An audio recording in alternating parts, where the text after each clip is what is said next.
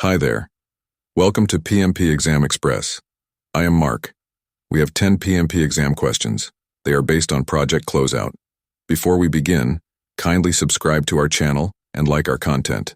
Let's get into the questions. 1. During the closeout phase of your project, you are conducting a review to ensure that all deliverables meet the acceptance criteria. What should you do next once the customer has accepted the final deliverables? A. Release team members from the project. B. Archive project documentation. C. Conduct a stakeholder analysis. D. Update the lessons learned register.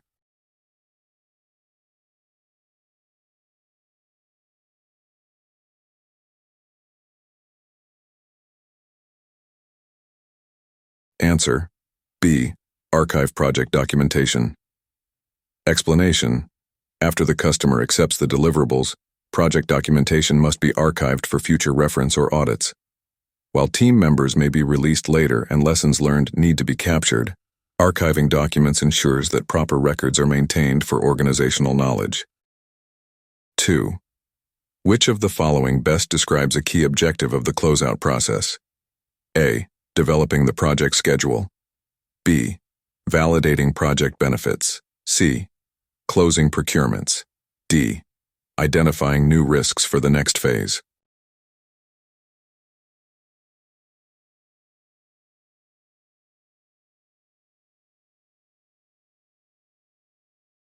Answer: C. Closing procurements. Explanation: one of the primary objectives of the closeout phase is to close procurements. This involves ensuring that contracts are completed, payments are made, and all terms are met, allowing for final closure of contractual obligations. 3. During project closure, you are required to release organizational resources. What is the primary reason for this activity? A. To reduce project costs. B. To allow team members to be reassigned to new projects. C. To prepare the final project report. D. To ensure proper stakeholder communication.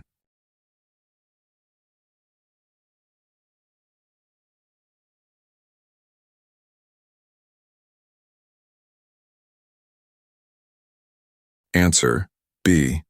To allow team members to be reassigned to new projects. Explanation: releasing resources is an essential part of Project Closeout, as it enables team members to transition to other projects. This ensures that resources are optimally used across the organization. 4. The final project report should include which of the following components? A. A list of risks identified during the project. B. A summary of change requests. C. A detailed project performance analysis. D. A new project charter for future work.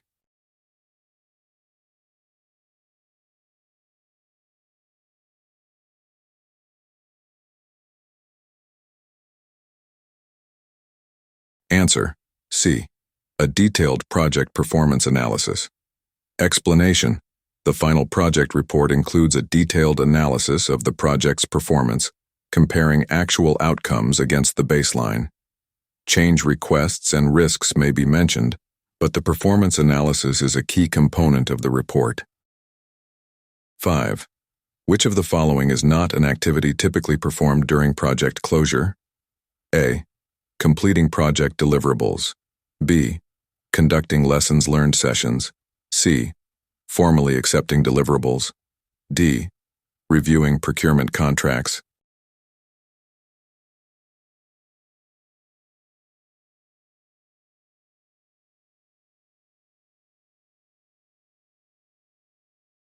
Answer: A. Completing project deliverables.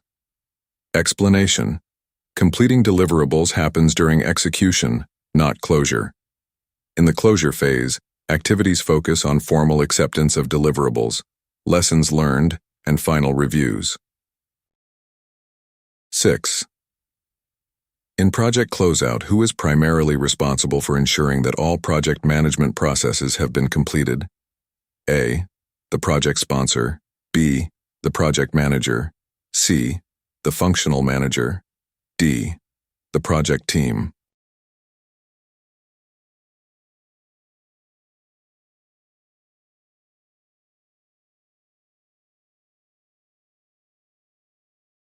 Answer B, the project manager. Explanation. The project manager is responsible for ensuring that all processes, including procurement closure, documentation, and resource release, are completed in the closeout phase. 7. You are closing out a project and there is a contract in place with a supplier. What must you do to ensure the supplier contract is formally closed? A. Verify that all deliverables have been accepted. B. Archive the contract documentation. C. Submit the final payment. D. Release procurement resources.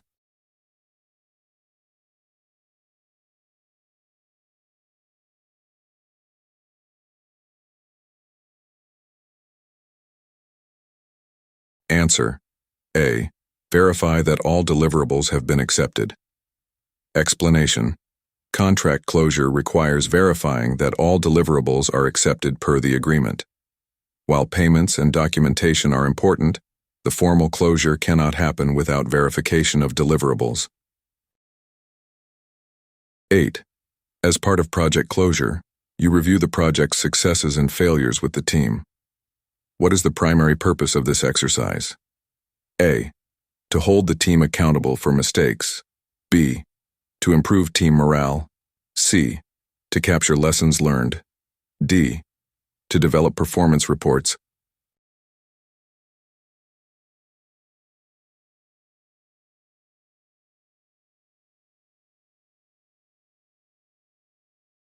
Answer. C. To capture lessons learned. Explanation. The primary purpose of reviewing successes and failures during project closure is to document lessons learned. This information helps improve future projects and provides insight into areas for improvement. 9.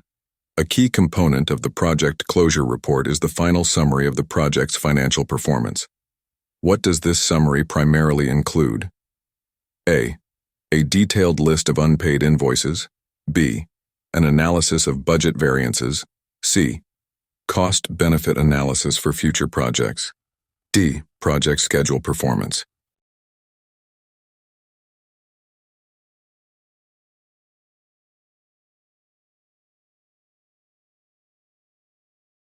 Answer. B. An analysis of budget variances. Explanation.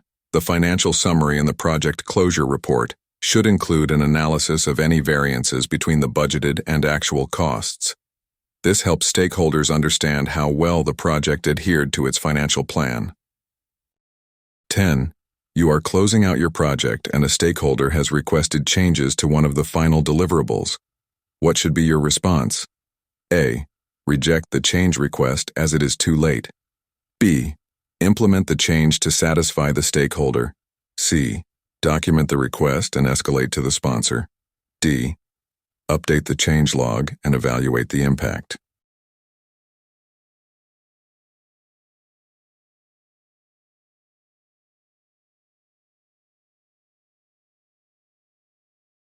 Answer. A. Reject the change request as it is too late. Explanation. In the closeout phase, changes to deliverables are typically not entertained unless they are critical. This phase focuses on final acceptance, and new changes are often deferred to a new project. Thank you for watching. How many did you answer correctly? Let me know in the comment section.